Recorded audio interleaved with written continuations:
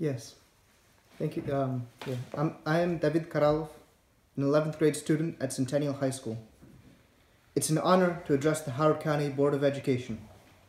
I would like to provide some context to Policy 7000 on workplace diversity, which also naturally ties into issues of discrimination. In the end, I will also make suggestions on what to include in the policy. Let me bring up a few statements I heard throughout last year. You can never trust a brown boy. All women do is eat. She's Asian, so she's weird. I mean, seriously, people in Baltimore should just stop being so lazy and get a job.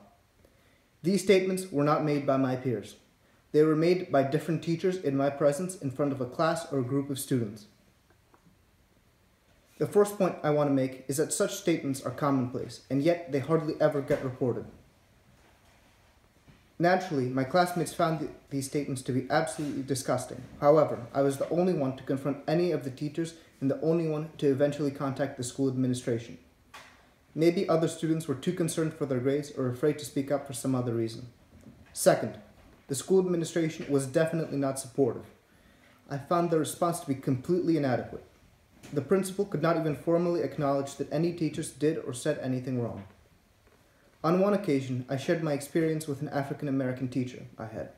He responded that the situation among the staff was yet worse. I recall in Glen Oak High School a couple of years ago, some students painted swastikas and racial slurs all over the building. Their principal, rightfully so, made this information publicly available and expressed outrage and concern. Would my principal not be justified in expressing outrage publicly at the statements I quoted, especially given that they were said by teachers?